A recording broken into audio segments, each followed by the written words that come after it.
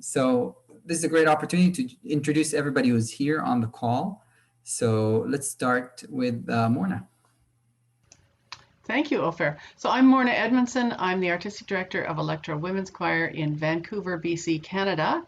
And Elektra is one of the co-producers of the Live Hope Returning video. And now Allison Girvin. Hi, yes, I'm Allison Girvin. I'm here in Nelson, British Columbia. I'm the solo vocalist for the Light of Hope Returning. And who's that behind you, Allison? That is Sherman. Oh. Sean Kirshner. Hi, I'm Sean Kirshner, and I started writing this whole big piece a couple years ago, and now it's turning into this form. Also assembled the readings. So, yeah. Hi. And Kevork Morad, our animator and artist, will be joining us a little later today. So we'll make sure you notice that when he joins. And I'm Ofer Dalal, the conductor of Women Sing, one of the producers of this project. And I want to go back and tell us all how this started. But before we do that, it's an opportunity to watch the trailer if you haven't yet. So I'll share my screen. We'll watch the trailer, and later on, we'll share other snippets with you that you haven't seen yet, which we're excited to share. But let's start with watching the trailer.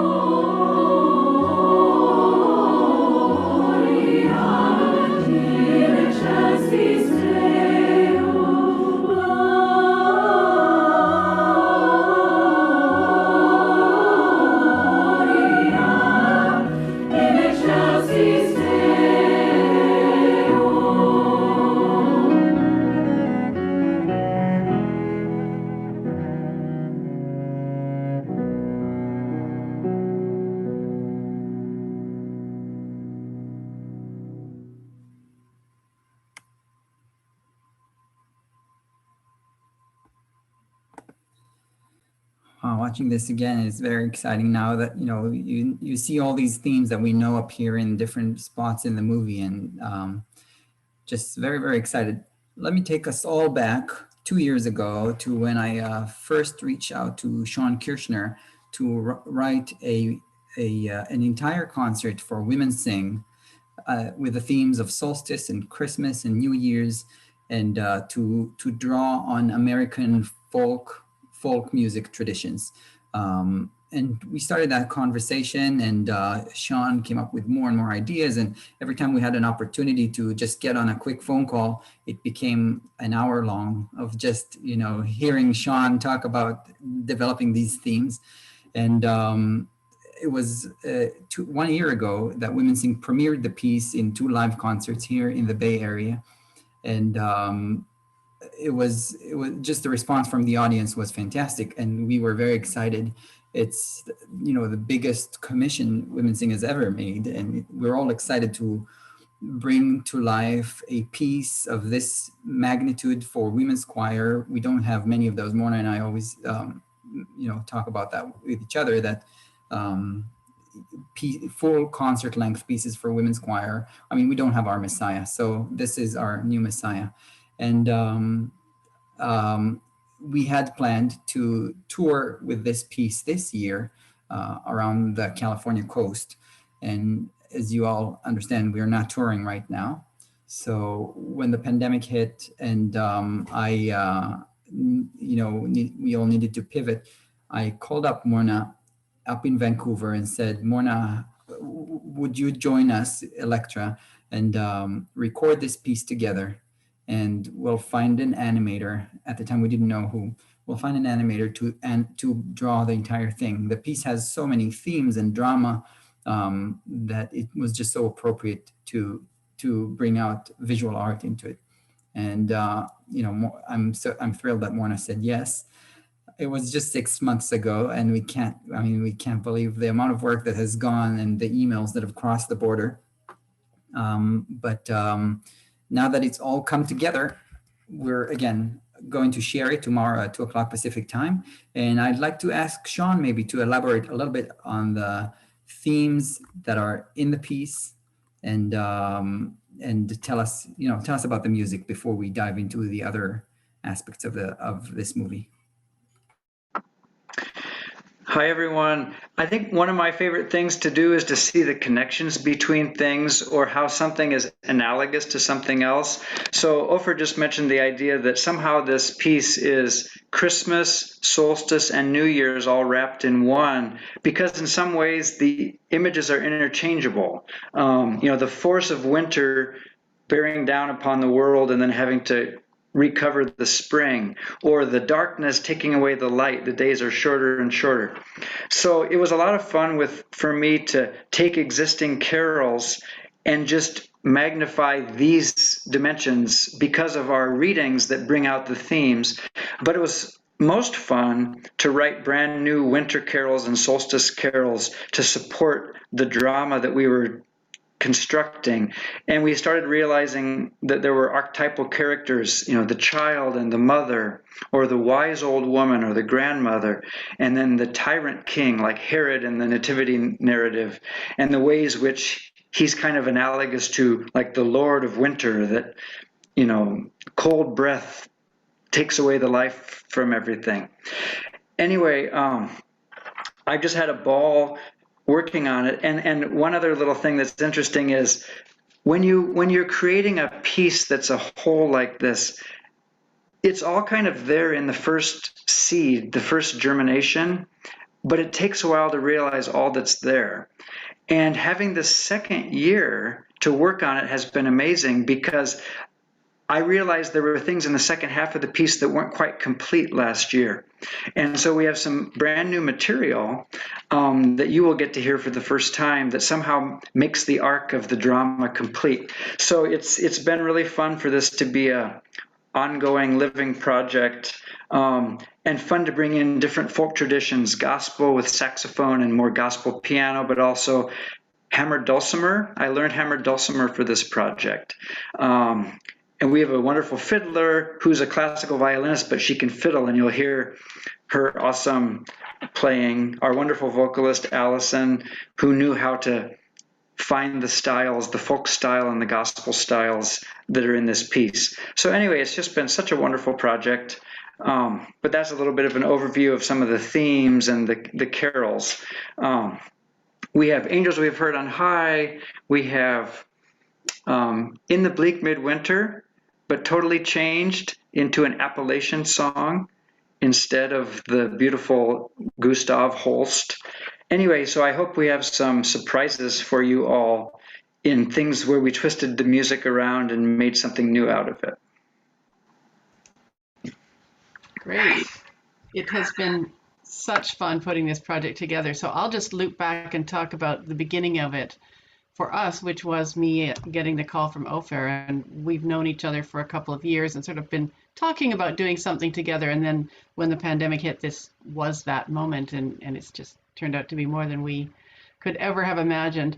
So that was June, I think, and we had to, before we could do anything else, figure out how we were going to record when the singers weren't allowed to be close to each other like they normally are, and rehearse. So starting in August, we had Zoom rehearsals on Monday and Wednesday nights, to which members of either choir could go. So it was really fun because they were cross-pollinating and meeting each other and between San Francisco and Vancouver. learning the music, of course, any of you who are choir people know, you're on mute when you do these things. So we never heard them sing. We trusted that they were telling us whether they felt comfortable that they'd learned the music. And then we, in Vancouver, we went into a studio that has 10 different little tiny teaching studios in which there were microphones and headphones for each person. And the moment they walked into the studio was the first time they saw each other in 6 months, and the first time in groups of 10. We had 8 different recording sessions. The first time they'd seen each other in all that time, and the first time they were able to hear between the 10 rooms the other voices of people singing this music. So there was a lot of faith involved in all of that, but it worked out, as I hope you will hear. And in order to do those recording sessions in the middle of September, the instrumental tracks over which we were singing had to be picture locked. Picture locked is the term that I have learned in the course of this project, which means once we finished editing the instrumental tracks, which Sean's going to talk about in a second, nothing could change, because once the singers put it over top, it has to match rhythmically, and that's it. So we did our recording sessions in the middle of September with the members of Elektra. And yeah, Sean, do you want to just talk to us about the instrumentalists and the recording process? Yeah, well, the first thing I'll say about it is it's the composer control freak's dream to do it this way, because it means I get to set not just the tempos that I think are a nice tempo, although we actually discovered that Brightest and Best went at breakneck speed. However, the singers made it sound easy, so maybe it was okay. But anyway, we got to choose the tempos in our instrumental recording sessions, and that just is the way it's going to be, including accelerandos, including taking time. So each time I listen, we've been listening for days to the audio tracks, proofing these things, and I keep listening and think, oh, that's just how I want it to go. Maybe there's a reason that that worked out like that. But anyway, yeah, to say a little bit more about the recording, I have a wonderful friend named Dawn Harms, a wonderful violinist with the San Francisco Opera, and she's also a conductor in the Bay Area, just a fabulous musician. And I always imagined her as part of this project. Even last year for the live concert, I wanted her to be our violinist because she lives close to Ofer and his choir. But she wasn't available, but we got her for this, and she also got the rest of our group, our cellist, our bass player, our sax, our flute player. So we just had a pretty fabulous couple days. This was right when the fires were hitting in San Francisco. So before our first day of recording session, I was woken up in the hotel at 2 a.m. as if the hotel was on fire, because San Francisco was surrounded on 3 sides by these fires. And so this is the exact moment in August when we were playing a bunch of Christmas music in masks at the San Francisco Conservatory. So we were just living our dream no matter what. The instrumentalists were so excited to play live together. It was the first time in 6 months they had played anything. So it was really, really fun and special. And also what I personally loved about it was we were distanced according to the COVID guidelines at the conservatory, but because we were together, the project has that feeling of listening to each other and that live energy. And so I really do think you will hear that living quality when you listen tomorrow night to what we were able to get in our performances. So we had a wonderful time.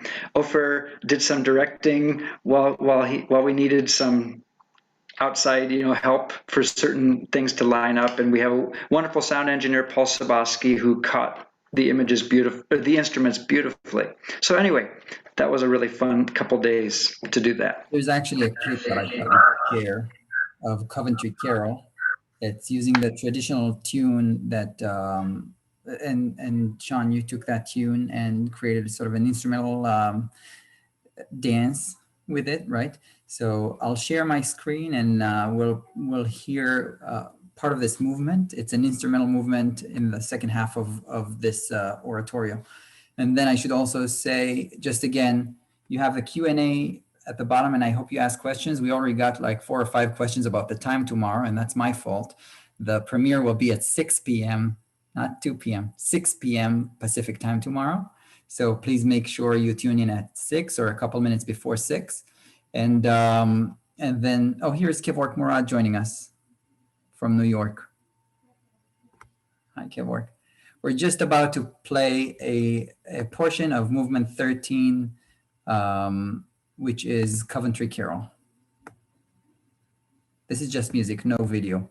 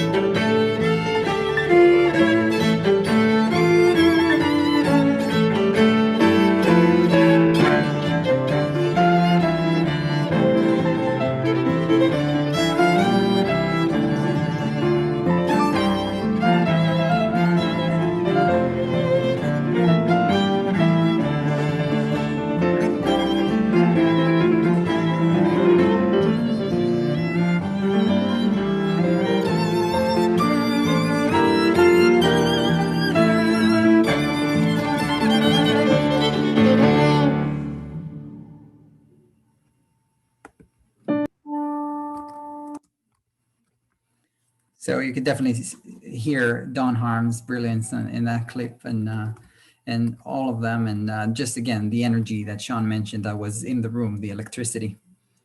Well, it's a good time maybe for Morna to tell us a little bit about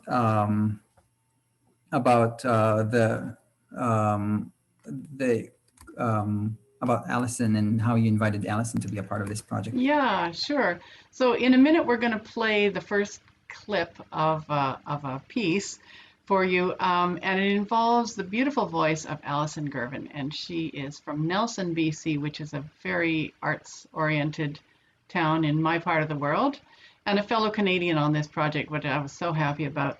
And when we were brainstorming about who would be the right soloist for this piece, you know, the pieces already existed, exactly where they sat in the voice existed, what kind of styles we needed. And we were brainstorming about who would be able to do all of those different things. And I thought of Allison, and we asked her, and she said yes. And so she is the icing on the cake to me. She is a wonderful singer and conductor. She's a former member of Elektra, but I'm trying to think, like 20 years ago maybe. And it's just a 10. I was like, oh, okay. And it's been so fabulous to reconnect with you over this project, and you just bring so much to it.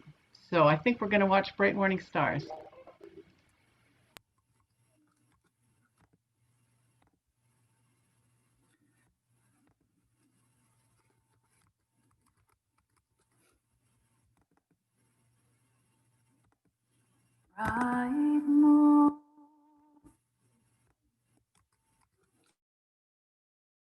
Thanks for your patience, everybody. Here we go. And just a quick comment that, of course, the sound quality and the video quality is diminished, right, over Zoom. So make sure you tune in tomorrow through our website, and that'll be the high quality. Bright morning stars are rising.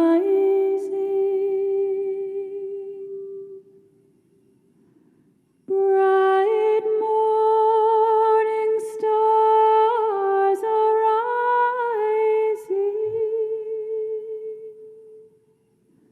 Bright morning stars are rising. Day is a-breaking in my soul. Bright morning stars are rising.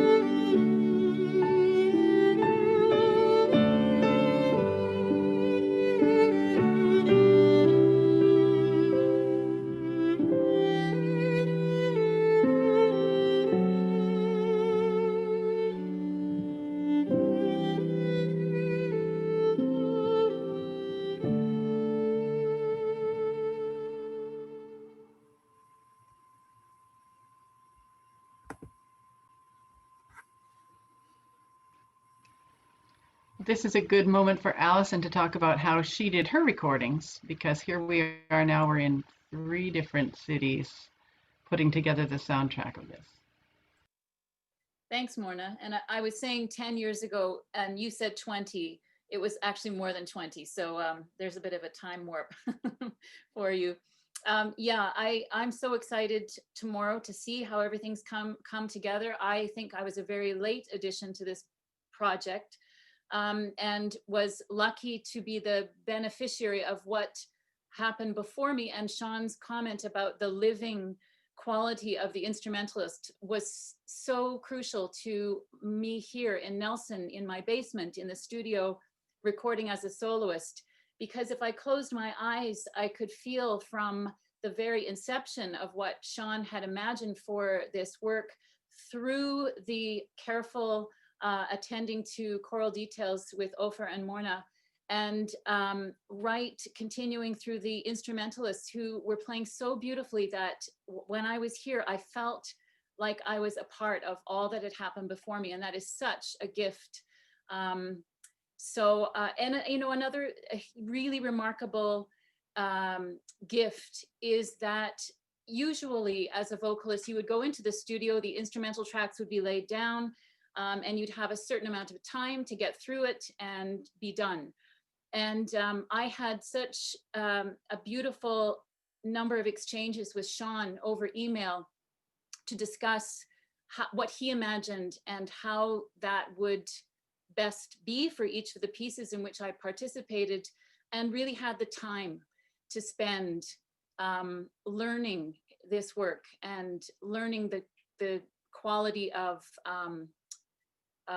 human beings that are involved with this project. And so I think that all comes out in the music, and I just couldn't be more thrilled to be a part of this project. So thanks to all involved, and I'm really, really excited for tomorrow. Thank you, Allison. And since Kevork is here, and we want to hear from Kevork as well about his process, and I already see some questions in the chat, but just to reiterate, you know, when we knew that we were going to do a virtual choir performance of this about 70-minute long piece, it felt like having the singers' faces just throughout would just become pretty boring at some point. So thinking of bringing in the animation to just give life to the themes of baby and tyrant and dark and light and winter and spring and all the themes that Sean embedded in the piece. We were on the look for an animator, and Sean, do you want to tell us about the connection and how we found our wonderful animator? Yeah, as soon as Ofer mentioned the idea that it should be animated or drawn, I thought immediately of Kevork Murad, who I had worked with. I sing also with the LA Master Chorale, and he had created the art for a whole Handel oratorio, Israel and Egypt, the story of the 10 plagues. And in fact, because live drawing, as you'll see tomorrow, and as you just saw a little bit in the trailer, Kevork shows up at some of the performances and layers in the live drawing right then and there. And I was a tenor and I'm shorter, so I'm in the front row, which means I got to sit like 4 feet from him during our performance while he's drawing. And so, of course, Kevork came to mind also because Kevork often works in black and white. And I felt that the solstice imagery, the stark approach that he has would really lend itself to the feeling of our work. So we asked, and boy, were we lucky when he said yes. So tell us about your process and your work, and your connection to this music. First of all, I'm incredibly fortunate. I'm fortunate to be part of this project, because in time like this, we look for human connections, even though we are deprived from it. But through this art form, I felt like I am in this amazing collective artistic family that it gave me huge source of inspiration, and the most importantly, trust. So like you guys gave these 60 voices and all this instrument and musicians said, okay, take this and just do whatever you want. And I was so privileged and lucky to be part of this because it just came out organically. And my heart right now, it beats because in the next room, I'm rendering the file. And every time I'm seeing this, I feel like the voices are creating this. It's not me. I'm just a vessel. I'm just like an instrument that been just part of their voices. And tomorrow when we share this with the world, you'll understand that my line is basically the singer's kind of line and their voice. It is an amazing process to be able to be part of this exchange conversation between, you know, four of us, and with Allison too. Every time I'm rendering, hearing it, it is very moving, and I'm super excited to share this tomorrow. So I can tell you a little bit more about the process if you want to hear the process. I think everybody wants to hear a little bit more about the process. Yes. So first of all, we developed this unusual and very tight relationship, Sean and I, to be able to be together in the same thing. So I don't want to like just go and create a completely different world. I wanted to be also part of Sean's world. So every time I listen to the piece and I was imagining how, you know, characters are walking and this room, which is a different room and invented in timeless space, I was creating and drawing and sharing with Sean. And somehow I felt like this regular drawing could be even sometimes move into different types of animation. Like, yes, I do hand drawing, and then digitally we cut it. I have two assistants that they did a wonderful job in this. And then digitally moving them sometimes and creating this layers of very different processes between simple kind of drawing on paper and then moving it to digital animation, then creating a 3D layers of After Effects animation to move them all around. So it's a learning experience for me too, because I'm not a professional animator. I'm working with other animators to help me in this. But it is kind of almost like a tapestry, layers of different process between, as I said, you know, lines on paper and then scanned and digital and move digitally, then export them out and then embed them with, again, drawings to create this organic flow of the storytelling. And there's such a myriad also of techniques that we can see, you know, from really those drawings that are being shifted, or you're, you know, drawing with the ink and smearing that, and then, you know, evolving live really, which Sean mentioned earlier, that you can actually do in a live performance with a camera, and you draw live, and we get to see that as well. Yeah, let me also elaborate on what I used in this. This performance probably is the only performance that used all sorts of techniques in it. So let's say drawing on a separate piece of paper a character, and then scan that, and then digitally cut and move it in the animation. Another process is I put the camera on piece of paper. While the paint is wet, I start erasing it and taking pictures. So I'll take, let's say, hundreds of pictures while I'm erasing, and then I reverse the entire frame. So you'll see this erased piece of paper with texture, and the paint slowly kind of takes form and creates, let's say, the old woman with the child. You'll see that. And then another technique, which I have the camera while I'm doing almost like live performance, I record myself to be true to performance, because eventually we were hoping that to see this in a live performance. So between live, which I capture, and then creating handmade animations, and then creating digital animations is the process. And then there are some even other techniques that I would not mention just in the most dramatic places in the piece. There are some pretty cool surprises. Yes, like burning my own drawing. Let's not mention it. Okay, listen. Everybody will see tomorrow. I do want to share another clip from Movement 8, which is Rocking Carol. We'll get to hear the choir a cappella singing this beautiful arrangement that Sean wrote, and Allison joins as a soloist. with Kevork's live drawing type of technique. And please prepare your questions, start asking them in the Q&A section, because the next part, we want to make sure we get to all your questions. So please think about whatever you want to ask any of the participants here, and we would love to hear from you. This is Rocking Carol.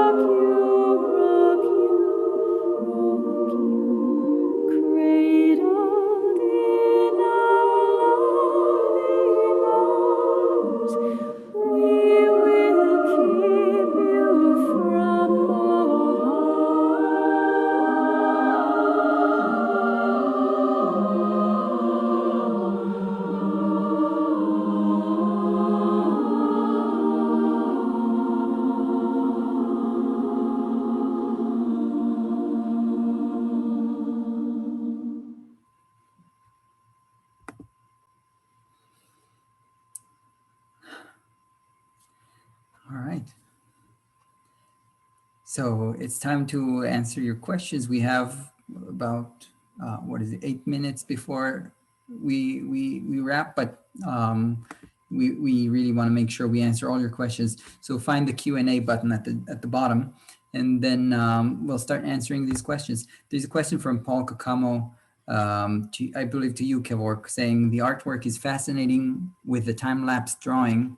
Was there an attempt to have the hand motions match the rhythm of the music? So I started this technique over 20 years ago with in mind that I don't want to create work with my body being in it, just a hand. So the hand could be the creator, could be any creator. So with doing this very often with music, and I felt like I got the sense of rhythm kind of embedded in the works. So now I don't think, like almost like when you walk, you don't think about walking. So the rhythm of the movement became part of it, and it's a crucial part of it, because when you look at it, you will think about it almost like a dancer in the piece. So the hand becomes like a dancer. So it is, yes, it's part of it. And when sometimes I see it's not part of the rhythm, it peels off. It doesn't become one, and I want that oneness to be always in it. Thank you. I see a question here from Lindsay Mugglestone, I think, asking if there are any plans to create a DVD of this. And I think we're looking at different ways, but for now, it's going to be just available on YouTube for free at high definition until January 6th. So starting tomorrow at 6 p.m. Pacific time and through January 6th, you can watch it anytime for free on YouTube, high definition. If you have a smart TV, it's best to watch it on a bigger screen and with the best speakers you can find. So that's our plan for now. Let's see, any other questions here? There's a question from Yiting Jean to Kevork again. Your drawings are amazing. Do you have the whole picture planned ahead of time in your mind, or are there paths you take with your sketches that you improvise as you hear each part of the music? It's like any other composition in art. I sketch the floor plan, but I'm always interested in accidents or moments where I can push the limit, that things that I've never done it before. As you see tomorrow, I've done things, crazy things where I'm not going to give away the surprise, but definitely it planned, but there's room for improvise and also a room to have a conversation with the composer. So I don't go very far away from their plans or the imaginations. All right. I'm trying to follow up with all the questions here. And I hope everybody sees the Q&A button at the bottom. There's a question, will there be another Zoom meeting sometime following the production's release? People may have questions afterwards. That's a great idea, and we haven't planned for something like this, but you can always email us also at info@thelightofhopereturning.com, and we'll try to answer that. But we may decide to create another, we just find that we miss each other. We've seen each other every day for the last 6 months, right? So we may miss each other and want to do another Zoom meeting with all of you. Let's see. Kevork, did you have musical training that influences your thoughts and ways of art? I did not have musical training, but maybe I mentioned in another Zoom meeting that my grandfather was a troubadour in northeast part of Syria.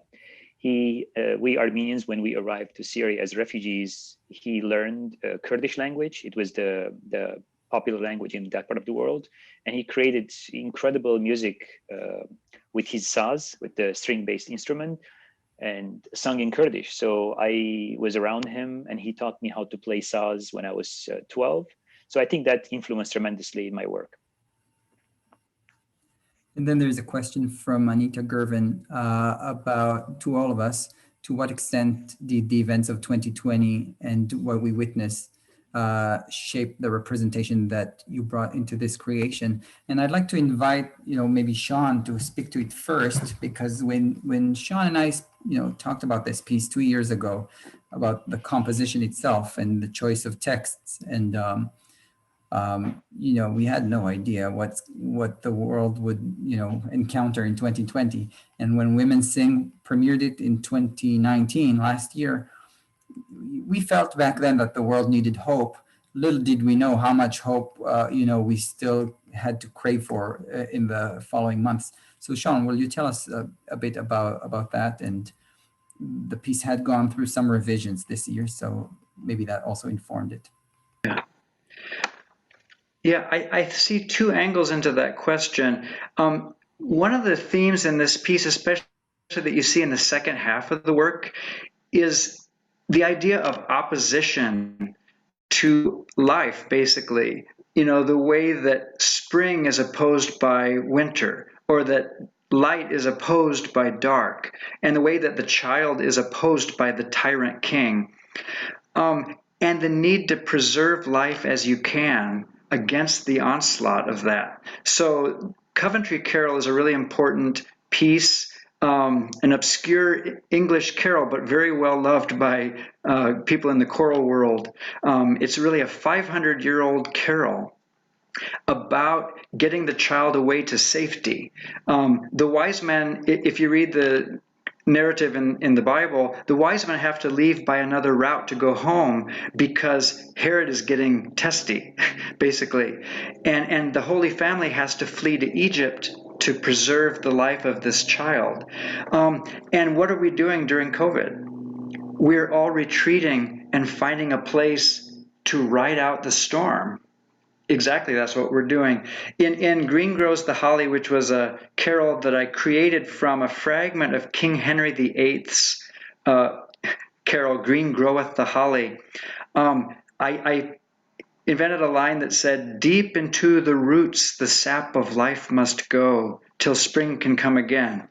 And I think that image is what we're all doing. We're all hiding ourselves away to a place that's safe until we can come out again. So that's the one angle, I would say. The second angle has to do with the idea of, I'm not going to try to make this political, but the question of, do you have the rightful ruler in your land? Or are you dominated by a ruler that should not be dominating your life and your people?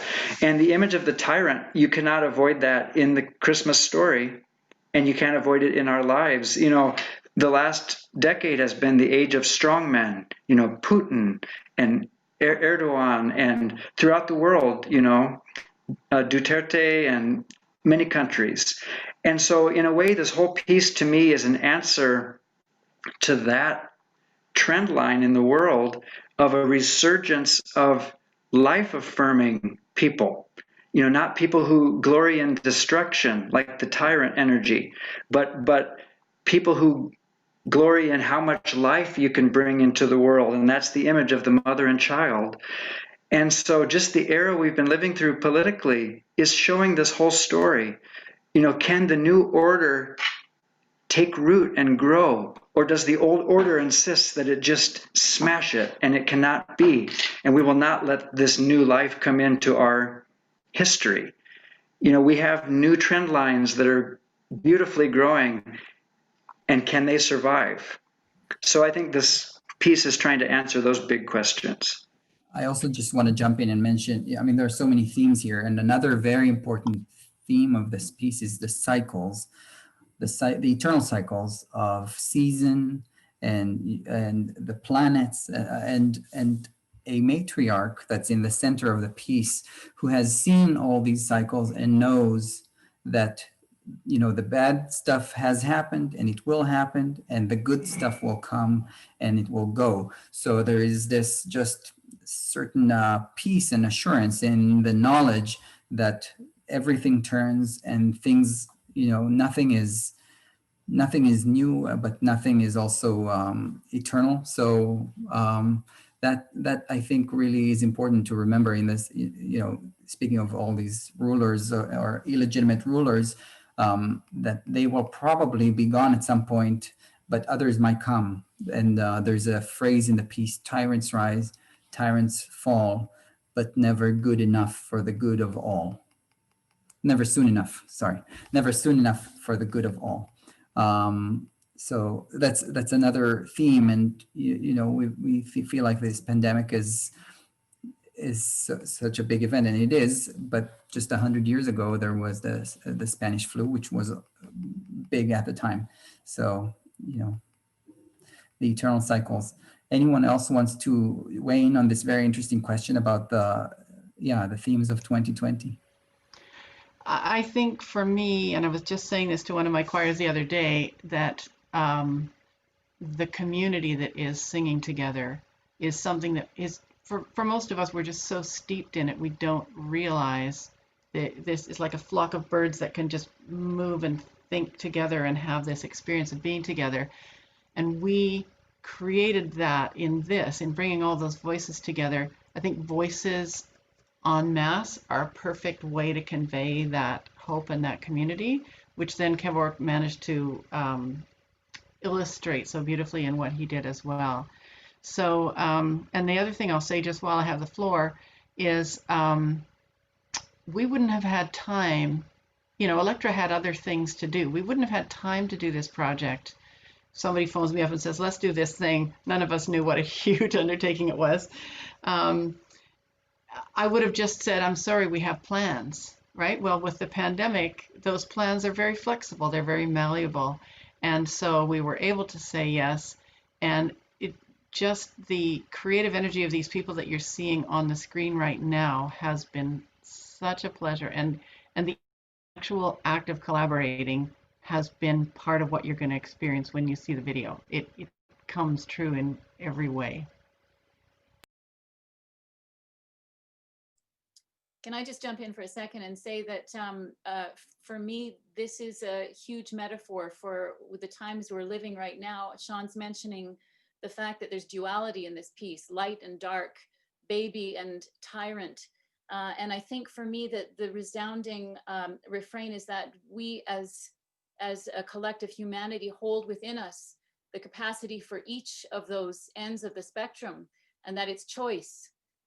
So really, when we're talking about tyrants and climate change and all these things that are issues today, I think that historically people think of the word hope as something that's passive, that we hope for something to change, that somebody else does something that gives us hope, and we're passive participants in that equation. And really what this piece embodies is the activeness of hope, that we all need to be actively involved in creating hope and choosing which side of the duality we would like to reflect.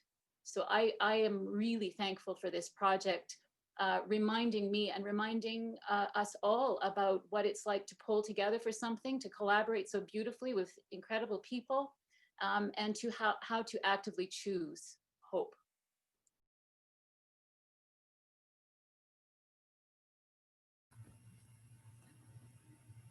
Beautifully said, Allison.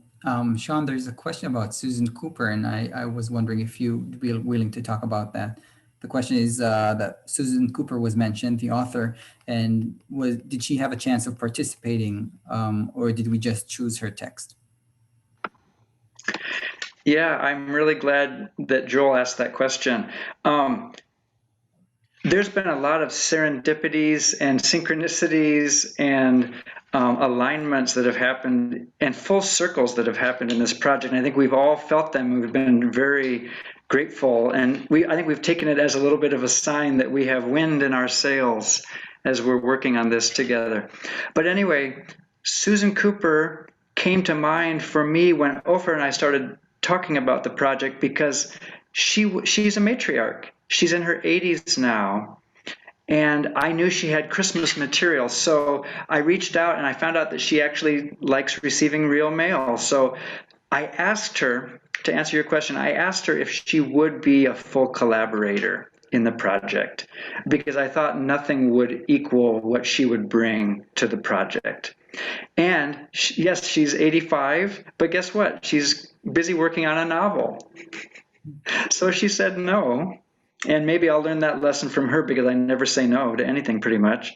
But she did contribute 3 pages of lyrics, some of which had never been set before. Or one of the readings that Allison reads so beautifully is called The Shepherd. And she said she had submitted it for some Christmas programs earlier in her life, but it was too gloomy for them to use. But for us, with all the drama in 2020 and this is not the friendly, cheery Christmas, all sweetness and light Christmas program. This is the darkness and light kind of Christmas program.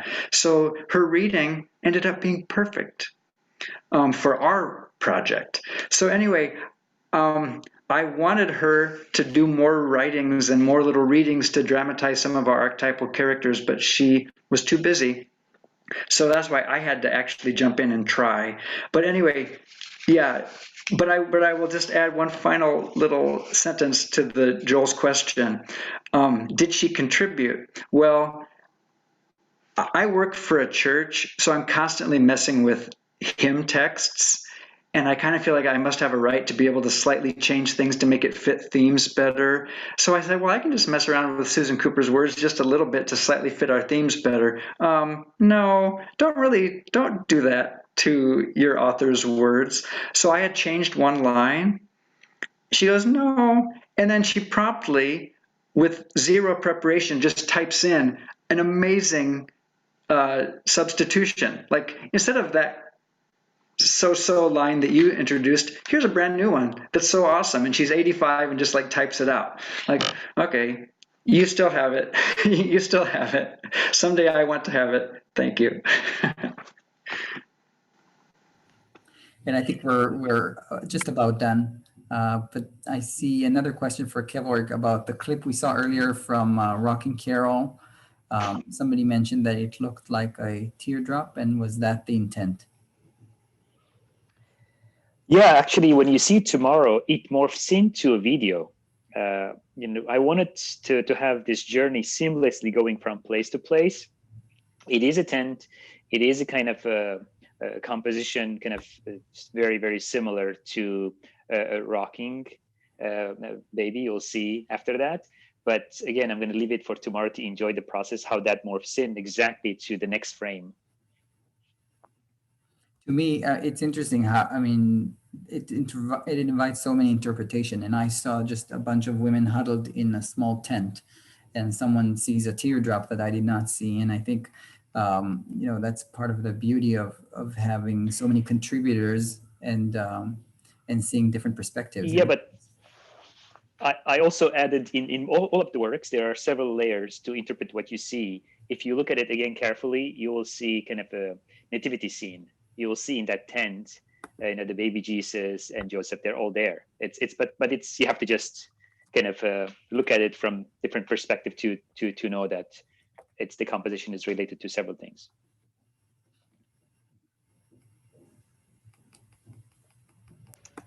Great. Kevork, I remember seeing you talking about another work at one point and saying that the point of it is to leave something for the viewer to interpret themselves. And I thought that was so beautifully said, because many of these things, I've watched, sections over and over, and I see different things each time. And it might be my frame of mind, or maybe it's my eye for detail. But there's one moment, I think it's in the bleak midwinter, so that's all about snow. Snow had fallen, snow on snow. And I don't know technically how you did it, but there's snow falling, and then you start to see the snow. And then right at the end, for about the last 10 seconds, the scene just fills up with white. And every time I look at it, I see different details in that. But the whole thing is like the town is just overcome with the snow. And it's just a beautiful moment. Yeah, but that scene, for example, is actual painting. I just put this black paper.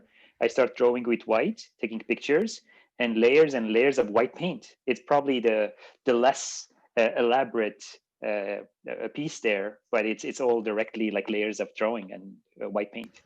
Wow. Yeah, I'd love to be a fly on the wall in your studio someday. Yeah. Yes. And yeah, this is fun. I've never met Sean in person. I've never met Kevork in person. Fortunately, I already knew Ofer and Allison, but we spent so much time together. We feel like we all know each other. So yeah. Do we think that we have seen all the questions? And there's one more. Ofer, do you want to talk about what's left? Sure. Yeah, I am. So one last question is about, it relates to the audio engineering question. So the question is that Allison's voice in the recording we heard previously had a more dramatic, airy, ethereal effect, and the choir sounds more traditional, natural. So Sean, you want to answer that? I want to at least say that I think Allison is responsible largely for what you're hearing there. Her voice is so gorgeously ethereal or dramatic as it needs to be. So I think a lot of what you're hearing, I think, is just what Allison brings herself in the voice. Of course, the engineer is doing things to help it all blend together. But I think a lot of that is what Allison brings in her own tone. Right, and definitely that silky tone in Bright Morning Stars, and in these two pieces, it's more of it's less the dramatic type of singing that you hear in other movements. And then we should probably mention that there are so many other people who are involved in this project, from sound engineers who recorded and mixed it, and just so many people who transferred files back and forth from one to the other. And then Morna, Sean, and I sat and listened and re-listened and re-listened, and we sort of settled on this sound that we're happy with. Yeah.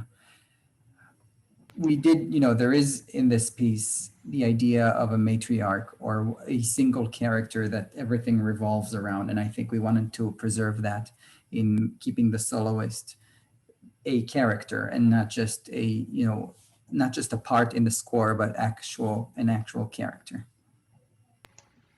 Yeah, great. Question. Well, we could probably talk all day about this. There's just so much more to say. I really want to thank everybody for attending, listening to this behind the scenes bit. And this particular thing right here on Zoom is going to go up on YouTube, and it'll stay there forever. So if you've enjoyed this or you're intrigued by tonight, you'll be able to share this with friends. The video itself goes live at 6 o'clock Pacific time. That's both Vancouver. Fortunately, we're all in the same time zone except Kevork. So 6 o'clock Pacific time, 9 o'clock for Kevork. Tomorrow night, that's Monday. And it will stay up live for 2 weeks. Somebody noticed that it was Epiphany when it's coming down on January 6th. And so you only have 2 weeks to watch that. And it's all accessible through the lightofhopereturning.com. We've just made that the one portal for everything. It's all free. We just wanted to share this with as many people as possible. So if you have gotten excited by what we've talked about today, please share all of that, the website, the pre-thing that you've just listened to, and access to the video with your friends. And people can watch it from all over, which is the other beautiful pandemic result of our art. Thank you.